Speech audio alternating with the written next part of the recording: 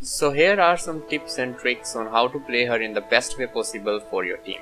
Now the first thing is, don't play her as a flank. If you want to play her as a flank, just pick a flank champion.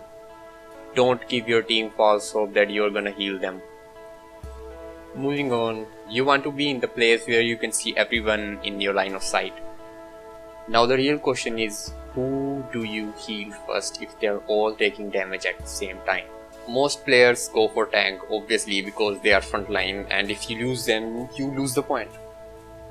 But they have a lot of health and shield on top of that to protect themselves. So what you wanna do now is look for your damage and your flanks that are in a 1v1 duel with the enemy team.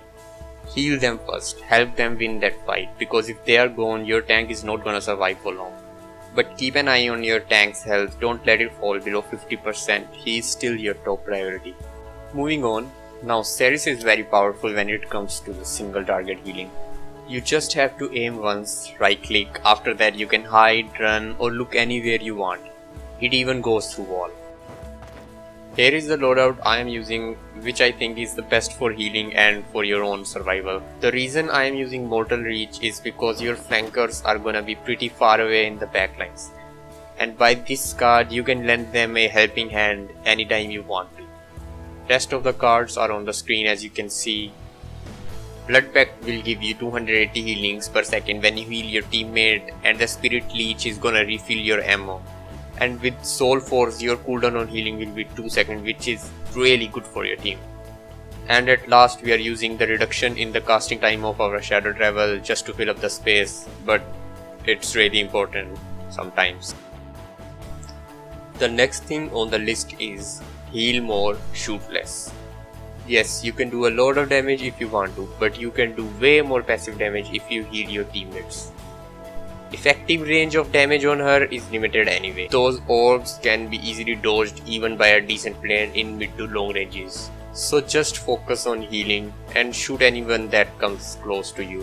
Which brings us to flankers that are gonna try to hunt you down. But she is really hard to kill if you know what you're doing. Now she is very deadly in close range 1v1.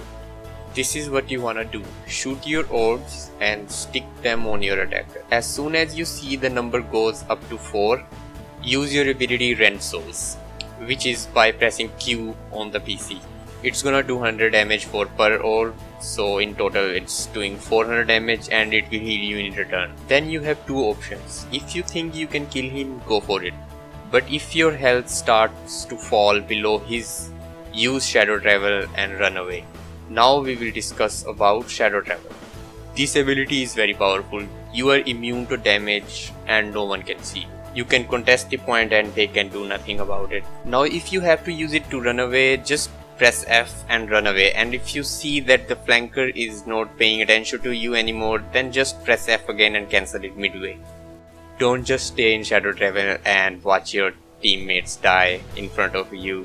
Same goes for the Soul Restore. If you see that your teammate is on full health, just cancel it by pressing right click again. Now let's talk about her ultimate, which got a huge buff in OB50.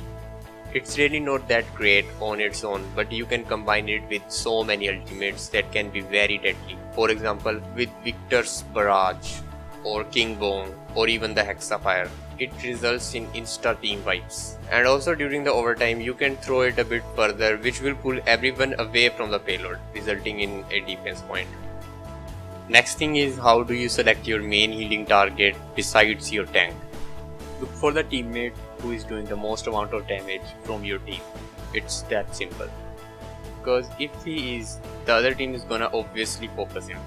And it's your job to help him stay alive. I hope all these tips help you improve your gameplay as a healer.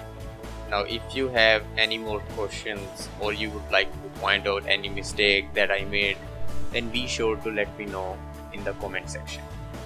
Now then, I will take my leave and see you in the next one.